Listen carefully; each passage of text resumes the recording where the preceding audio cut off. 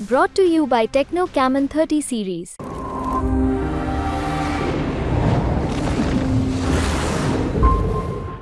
इस वक्त हम नई दिल्ली लोकसभा क्षेत्र के काउंटिंग सेंटर के बाहर मौजूद हैं और यहां पर तमाम सुरक्षा के इंतजाम देखने के लिए मिल रहे हैं। दिल्ली पुलिस को बाहर तैनात किया गया है।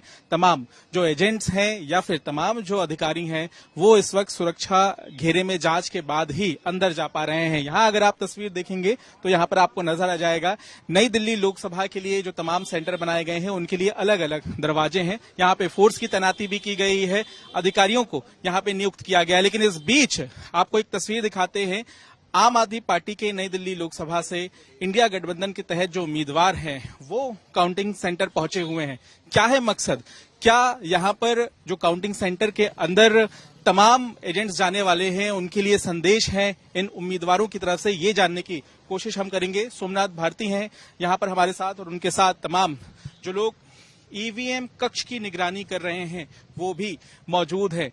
मेरा पहला और सीधा सवाल आपसे ये है कि काउंटिंग डे को लेकर आपकी क्या तैयारी है और आपने क्या ट्रेनिंग या निर्देश दिए हैं अपने एजेंट्स को? देखिए, हमारी तैयारी में कोई छुपा हुआ चीज नहीं है। स्ट्रेट ये है कि भाई जिस प्रकार से वोटिंग हुई है वो रिफ्लेक्ट करना चाहिए यहाँ पे। ठीक है। अगर वहां पे 3 यूनिट्स के सीरियल नंबर्स हम रिकॉर्ड करके 17C में दे रहे हैं आपको, तो 17C रिफ्लेक्ट होना चाहिए काउंटिंग के दौरान। ठीक है। अगर जो भी बक्सा खुले उसका मैच करो, वीवीपैट नंबर क्या था, सी यूनिट नंबर क्या था, ठीक है। तो हर प्रकार से मैच करने के बाद जो टोटल नंबर ऑफ वोट्स डले क्या था वहां रिफ्लेक्ट कर रहा है कि नहीं कर रहा, उसके बाद उसको मॉनिटर करो। क्योंकि इसमें जहां कहीं भी गड़बड़ी दिखी इसका मतलब गड़बड़ हुआ है। तो जो मैं देख पा रहा हूं, जैसे कि आपने देखा कि पहले फेज के बाद 11 दिन के बाद 6% वोट बढ़ा दिया, ये क्या मजाक बना रखा है। तो हमारे तैयारी में कोई रणनीति नहीं है। जो रणनीति का मतलब कोई चालाकियां हो, कोई बदमाशियां हो, वो भाजपा करती है। हम सिर्फ और सिर्फ जो कानूनन है, जो इलेक्शन कमीशन कहता है उसको फॉलो करना चाहते हैं। लेकिन दिल्ली का जो वोटिंग परसेंट आया उससे सहमत हैं या नहीं है आप? क्योंकि वो तो आ चुका है ना पहले ही।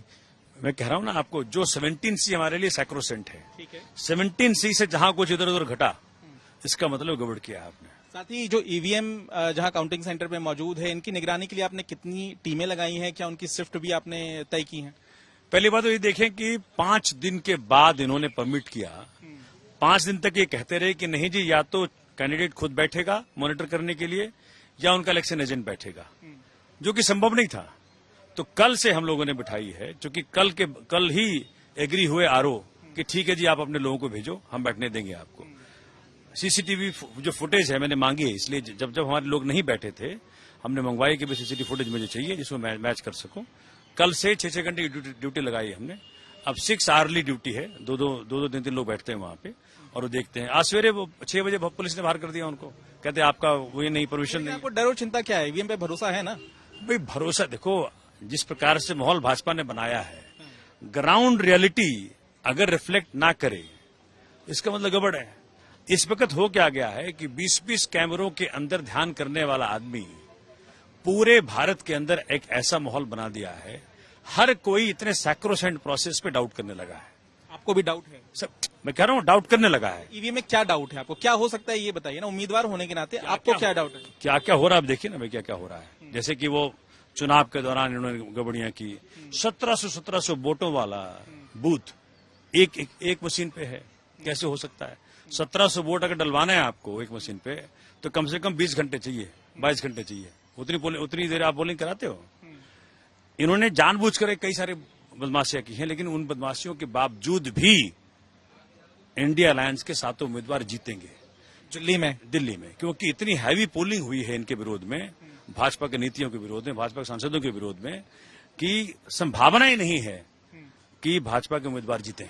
लेकिन अभी भी आप कह रहे हैं कि ईवीएम पे शक है आपको। आप क्या इनडायरेक्टली ये कहने की कोशिश कर रहे हैं कि गड़बड़ी की संभावना है? आप कहना क्या चाह रहे हैं? खुल के थोड़ा बोलें। मैं ये बता तो रहा हूं कि चूंकि डेमोक्रेटिक प्रोसेस में जिसका विश्वास ना हो वो व्यक्ति कुछ न कुछ हरकतें करेगा, नहीं तो इस प्रकार की हरकत करने के लिए क्या मसला बनता है? तो आप कह रहे हैं कि ईवीएम से छेड़छाड़ हो सकती है, ये आपको चिंता है? कोई भी व्यक्ति कुछ भी रूल आउट नहीं कर रहा है यहाँ पे।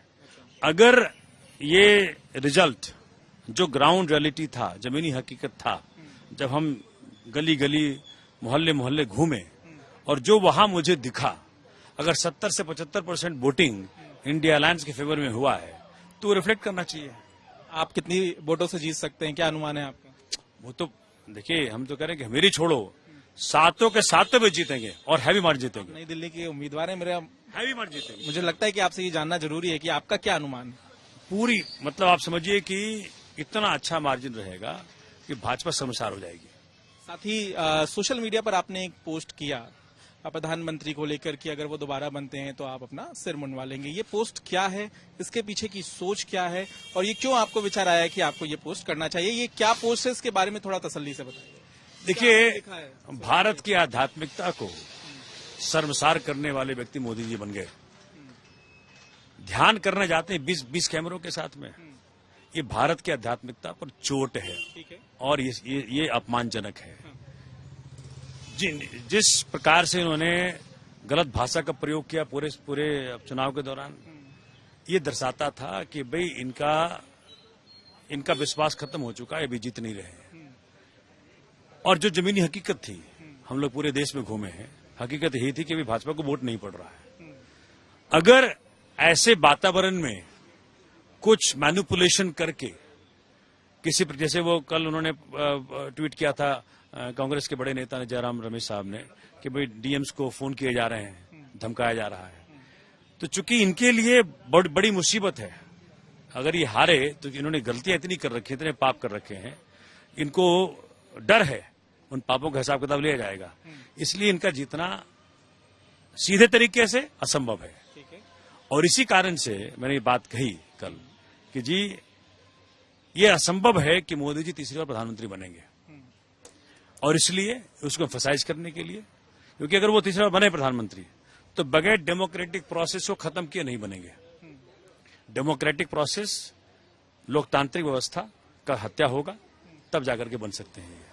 इसलिए सनातनी होने के नाते हमारे जब किसी घर में मृत्यु होती है तो सिंबॉलिक रूप में हम इस बात को सिर मुड़वा करके उसका संदेश देते हैं कि हमारे घर में एक मृत्यु हुई है। उसी के तर्ज पे मैंने ये बात कही। चलिए, तो यहाँ पे सोमनाथ भारती जो हैं वो बता रहे हैं कि उनके सोशल मीडिया पोस्ट के पीछे क्या मकसद था। साथ ही साथ वो इस बात को बिल्कुल भी नजरअंदाज करने के लिए नहीं कह रहे हैं कि ईवीएम को लेकर कोई सवाल है। वो कह रहे हैं कि निगरानी रखने के लिए उन्होंने अपने एजेंट्स को अंदर भेजा हुआ है।